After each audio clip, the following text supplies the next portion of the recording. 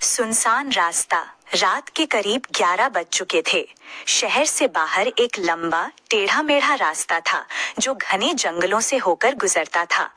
इसी रास्ते से अजय अपनी बाइक पर लौट रहा था। वो अपने दोस्त की शादी से लौट रहा था और सोच रहा था कि शहर पहुंचने में बस 30-40 मिनट का ही रास्ता बचा है। लेकिन जैसे ही वो सुनसान रास्ते पर आया, एक अजीब सी ठंडक महसूस होने लगी। हवा में एक सन्नाटा था, जैसे पेड़ पौधे भी सांसें रोककर कुछ छिपा रहे हों। अचानक उसकी बाइक एक झटके से बंद हो गई। पेट्रोल भरा हुआ था, इंजन भी ठीक लग रहा था, लेकिन बाइक स्टार्ट नहीं हो रही थी। आसपास कोई मदद के लिए नहीं था, मोबाइल नेटवर्क भी गायब। अजय ने बाइक को किनारे लगाया और सामने के रास्ते पर पैदल चलने लगा। उम्मीद थी कि आगे कोई ढाबा या गांव मिलेगा। करीब 10 मिनट चलने के बाद उसने देखा कि रास्ते के किनारे एक बूढ़ी औरत बैठी है, सफेद साड़ी में चुपचाप। अजय ने नजदीक जाकर पूछा, अम्मा, पास में कोई ढाबा या गांव है क्या? लेकिन औरत ने कोई जवाब नहीं दिया। वो बस उसकी ओर देखती रही, बिल्कुल स्थिर, बिना पलक झपकाए।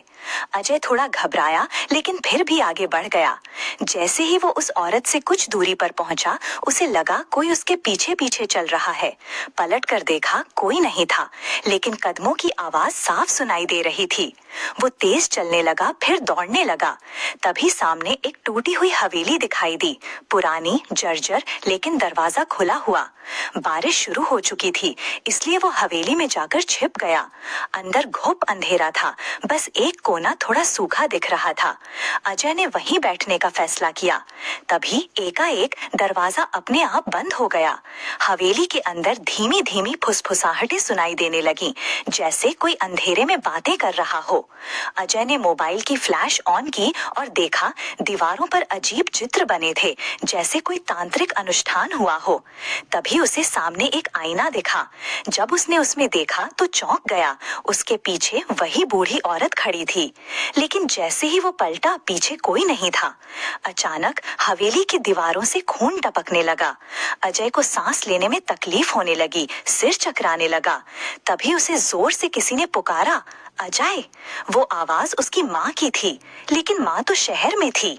आवाज फिर आई, इस बार और नजदीक से, अजय, घर मत लौटो, तू मर चुका है। वो डर से चीख पड़ा, जमीन पर गिर गया और बेहोश हो गया। सुबह जब उसकी आंख खुली, वो सुनसान रास्ते पर अपनी बाइक के पास पड़ा था। बाइक चालू हालत में थी, मानो कुछ हुआ ही नहीं। लेकिन जब वो शहर पहुंचा और अपने घर पहुंचा, दरवाजा खोला तो देखा उसकी तस्वीर पर माला चढ़ी थी। घर में लोग रो रहे थे। उसी रात जिस समय उसकी बाइक बंद हुई थी, एक ट्रक ने उसे टक्कर मार दी थी। लोग कह रहे थे कि वो वहीं मर गया था, लेकिन उसकी आत्मा उस सुनसान रास्ते में भटक रही है, शायद अब भी है। अजय की मौत की खबर पूरे मोहल्ले में फैल चुकी थी, लेकिन सबसे अजीब बात ये थी कि कुछ लोगों ने दावा किया कि उन्होंने उसे मरने के बाद भी देखा था। कभी रात के वक्त सुनसान रास्ते पर, कभी अपनी ही छत पर खड़ा, तो कभी अपनी माँ के कमरे के बाहर चुपचाप खड़े हुए। अजय की माँ की हालत दिन ब दिन बिगड़ने लगी थी। वो बार बार कहती, मेरा बेटा मरा नहीं है, वो कुछ कहने आया है, वो लौटेगा। लेकिन लोग इसे सदमे का असर मानकर नजरअंदाज कर देते। एक रात अजय की छोटी बहन रिया अचानक चीखते हुए उठी। उसने कहा, भाई कमरे में आया था। उसने कहा, माँ को बचा लो, वो जिसे देख रही है वो मैं नहीं हूँ। सबने ये बात सपने का भ्रम मान लिया, पर रिया को यकीन था कि कुछ गड़बड़ है। उसी रात रिया ने अजय की डायरी पढ़नी शुरू की। आखिरी कुछ पन्नों में लिखा था, अगर मैं इस रास्ते से सही सलामत लौट आया तो एक बात सबको बताऊंगा। वहाँ कुछ है जो इंसान नहीं पर इंसानों जैसा दिखता है, जो लोगों की शक्ल में उनके साथ चलता है, पर उनका शरीर नहीं, उनकी आत्मा चाहता है।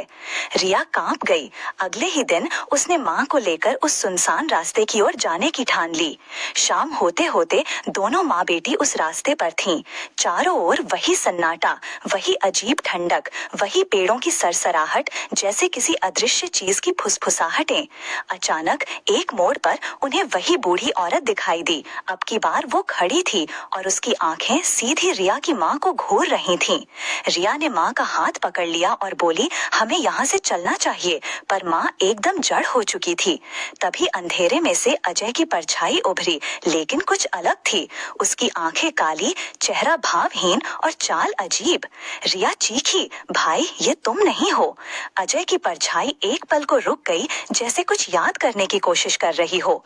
फिर एक गूंजती आवाज आई, ये शरीर अब मेरा है। इसकी आत्मा तुम्हें पुकार रही है, पर तुम्हारी दुनिया से इसका रिश्ता टूट चुका है। रिया ने जेब से अजय की डायरी निकाली और जोर से पढ़ने लगी, वो पंक्तियां जो उसने आखिरी बार लिखी। अगले पल रिया और उसकी माँ फिर से सड़क के किनारे खड़ी थीं, लेकिन इस बार सूरज की पहली किरणें आसमान को छू रही थीं। लगता था जैसे रात की डरावनी परछाइयां पीछे छूट गईं।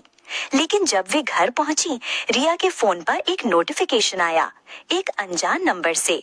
बस एक फोटो भेजी गई थी, अजय उसी सुनसान रास्ते पर खड़ा मुस्कुराता हुआ, और पीछे वही बूढ़ी औरत अब भी मौजूद। रिया के फोन पर आई वो रहस्यमयी फोटो ने उसे भीतर तक हिला दिया। अगर अजय अब भी उसी सुनसान रास्ते पर है, तो क्या वो मरा नहीं, या उसकी आत्मा अब भी किसी बंधन में है? रिया ने तय कर लिया, अब ये कहानी खत्म करनी ही होगी। उसने एक पुराने तांत्रिक से संपर्क किया, जिसे गांव के लोग बाबा रुद्रनाथ कहते थे। बाबा ने उसकी बात ध्यान से सुनी और बस इतना कहा, तुम्हारे भाई की आत्मा अब भी उस परछाई के चंगुल में है, पर ये रास्ता अब सिर्फ शरीर से नहीं, आत्मा से तय होगा। अगर तुम सच में उसे वापस लाना चाहती हो, तो तुम्हें खुद उसके स्थान पर जाना होगा, आधी रात को। उस रात ठीक 12 बजे रिया अकेली उस सुनसान रास्ते पर पहुंची। हवा और भी ठंडी थी, रास्ता और भी वीरान, और अब वो जानती थी हर पेड़, हर छाया उसकी परीक्षा लेने को तैयार थी। बीच रास्ते में एक अजीब सा चक्र बना हुआ था, काले रंग का गोला, जिसके चारों ओर राख और सूखे फूल बिखरे हुए थे। वो जैसे ही उसके अंदर कदम रखती है, समय जैसे थम जाता है। अचानक आसमान लाल हो जाता है और सामने वो हवेली फिर से उभरती है, लेकिन अब ये और भी डरावनी और जीवित लगती है। रिया भीतर गई और वहां उसे अजय दिखा, पर ये कोई सामान्य मिलन नहीं था। अजय हवा में लटक रहा था, उसकी आंखें बंद थीं और उसके चारों ओर वही बूढ़ी औरत घूम रही थी। अब उसकी शक्ल साफ दिख रही थी, सड़ी गली खाल, टूटी हुई आंखें और चेहरा जो लगातार बदल रहा था, कभी रिया का, कभी अजय का, कभी उनकी माँ का। रिया ने बाबा रुद्रनाथ का दिया हुआ रक्षा तावीज निकाला और जोर से चिल्लाई, तू जो भी है, तेरा ये बंधन अब टूटेगा। और तभी हवेली कांपने लगी, दीवारें चीखने लगी और बूढ़ी औरत ने एक राक्षसी आवाज में कहा, अगर इसे ले जाना है तो खुद को यहाँ छोड़ जाओ। रिया कुछ पल चुप रही, उसकी आंखों में आंसू थे। वो अजय के ओर बढ़ी और बोली, भाई अगर मुझे यहीं रहना पड़े ताकि तू आजाद हो सके, तो मैं तैयार हूँ।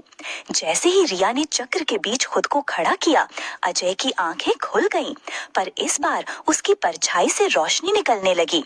अचानक तेज प्रकाश हुआ, हवेली, बूढ़ी औरत सब जलने लगे। रिया बेहोश हो गई। जब उसकी आंख खुली, वो अपने घर के बिस्तर पर थी। उसकी माँ उसके पास बैठी थी और रो रही थी। तू बच गई बेटा। लेकिन रिया ने पूछा, भाई कहाँ है? तभी अजय कमरे में आया, एकदम जीवित, मुस्कुराता हुआ। वो सब एक सपना था? रिया ने पूछा।